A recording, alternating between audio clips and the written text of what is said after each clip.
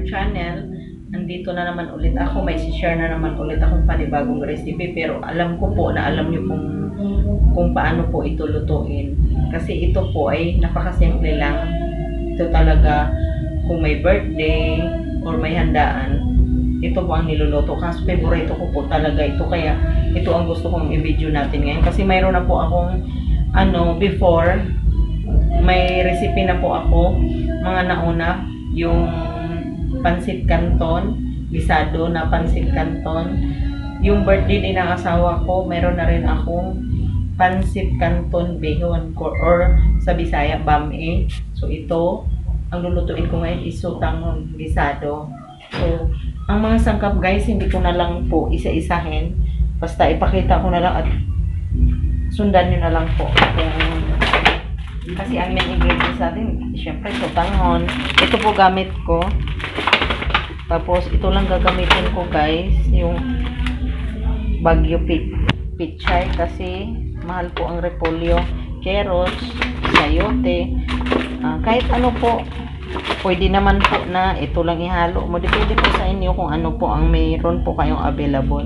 Maganda din po, kompletuhin mo ng lagyan mo na Baguio beans, kung ano mga gulay pa dyan, parang mapasarap pa ang inyong sutanghon. Ako po kasi ito po ang available ko, so ito po ang lulutuin ko ngayon. At umpisahan ko na po ang pagbabalat. Pero ang chicken po natin guys, chicken natin, hugas na po ito. Kailang bisis ko na po inugas at siguradong malinis na po ito. Nakaslice na po siyang maliliit. So, itabi po muna natin. Mag-slice na po tayo ng sibuyas, bawang. Gagamit ako ng 3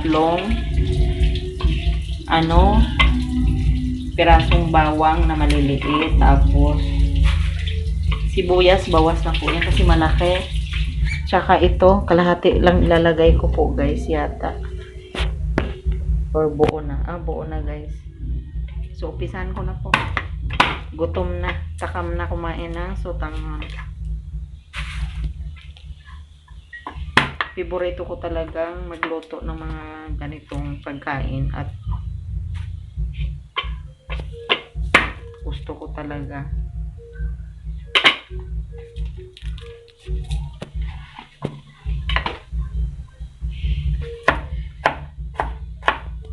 Ito guys, ipagluluto ko walang arte-arte. Dire-diretso na lang tong luto. Alam ko naman po na alam niyo po to kung paano magluto. Iba po sa yung mga ina-upload kong nauna na yung iba, mga invento ko lang na luto po yun. Na pwede mapagkakitaan at pwede rin lutong lang, mga merienda ng mga anak niyo. Ito, pwede rin to pang negosyo pa. Short order. Pwede rin. At lahat po ang nakakaalam na nitong mga luto na to. Kaya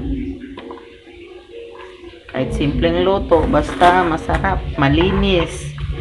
Importante po ang malinis. Kasi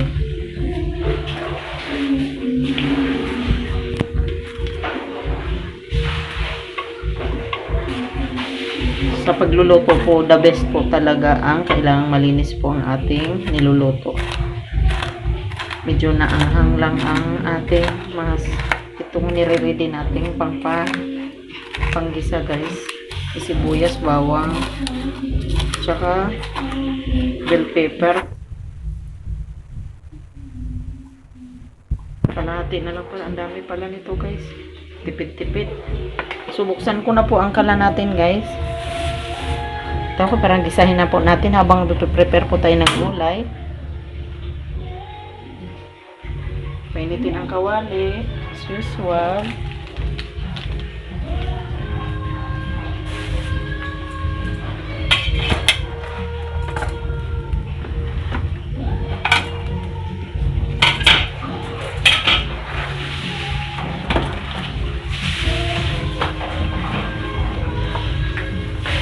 Maglagay po tayo ng konting mantika lang guys. Yan lang.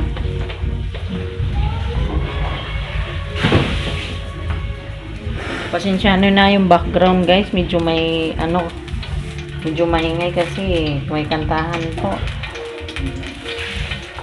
Dito sa amin. May iwasang maingay talaga. Kaya minsan nagtitempo lang ako na medyo tahimik.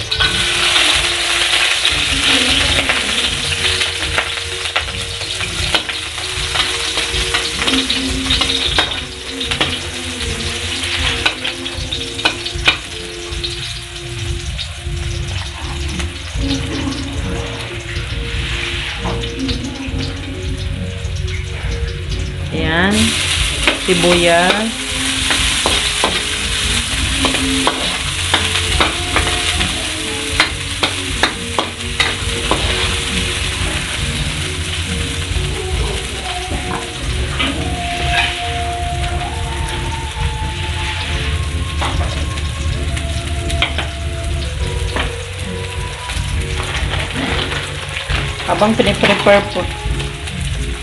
Habang piniprepare po natin yung ating gulay, ilalagay ko na po ito.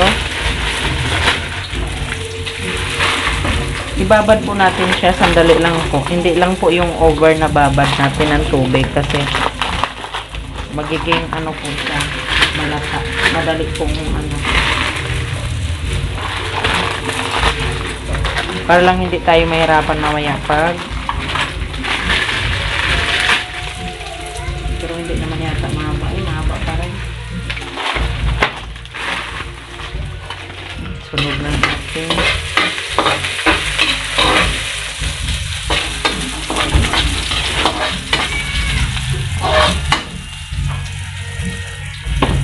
Lagay na po natin ang chicken.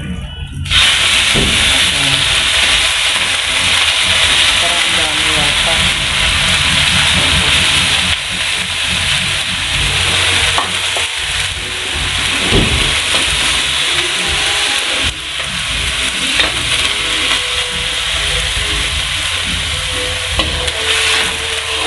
Ayan, halo-haloin lang. Ay, ubos ko na lang. Parang bitin. Parang maraming halo.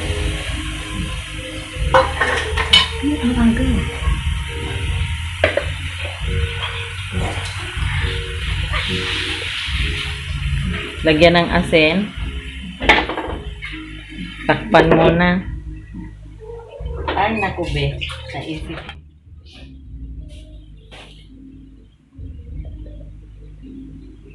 Maglagay tayo ng paminta.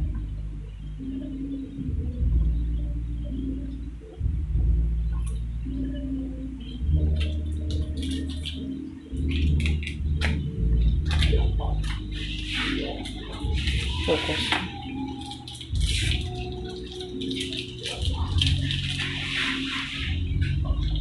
Maglagay din tayo ng nor cubes.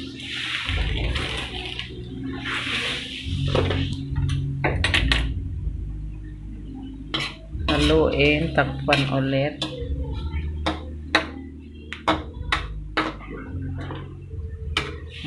Huwag ka na lumayo kasi.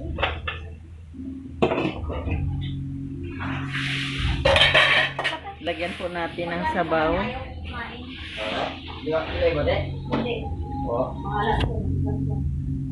Ayan. Hintayin po nating maluto. Ito guys, nag-slice na ako ng sayote. Alam ko yung ugali na eh. Pati pangalan ko dyan, ipapapalantakan na yan.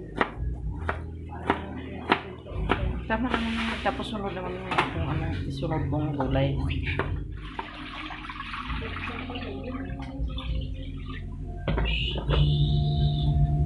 Ito hugasan ko muna. Balito.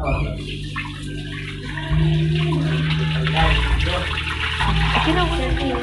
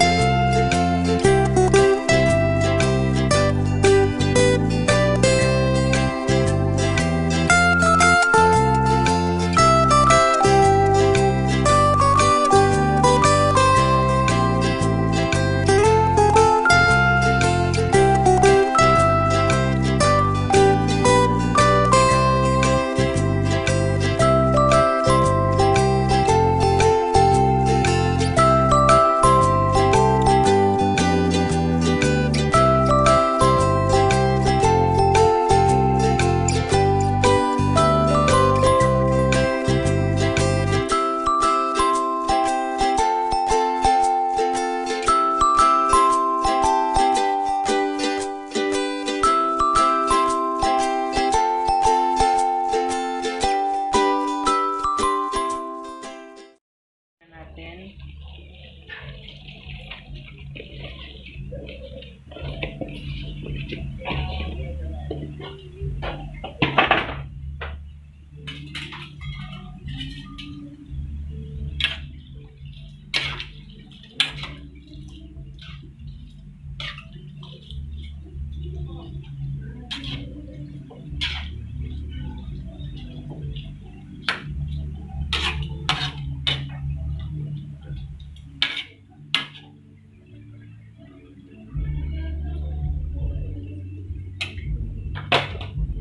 Dagdagan natin ng paminta. Dagdagan natin ng paminta.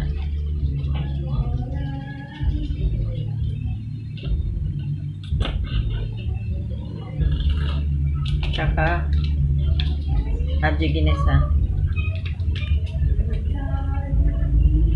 Takpan ulit.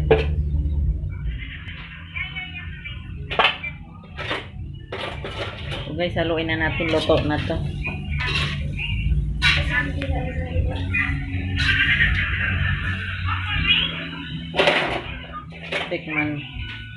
Tikman natin yung gulay. Gusto ko lang yung hindi lutong yung half. Tama lang ba yan? Tikman ko lang.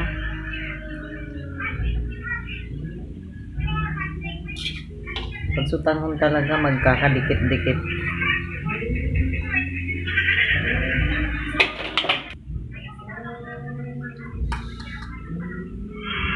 Yung gulay, okay na.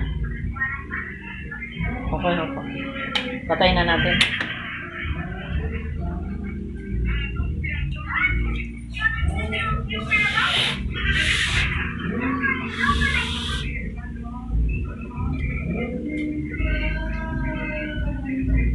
Okay na po, tama na po. Yung lasa. Ano siya?